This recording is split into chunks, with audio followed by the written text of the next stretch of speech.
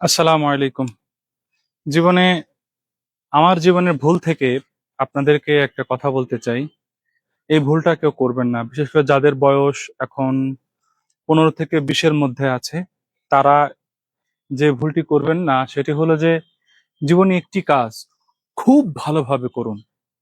হয় পড়ালেখা সর্বোচ্চটা দিয়ে করুন, অথবা কৃষিকাজ সর্বোচ্চ মেধা দিয়ে করুন, অথবা কোনো ছোট একটা ব্যবসা সর্বোচ্চ মেধা দিয়ে করুন, অথবা খেলাধুলা সর্বোচ্চ শক্তি, জান প্রাণ, মেধা দিয়ে যে কোনো একটি কাজ জীবনে খুব ভালোভাবে করুন।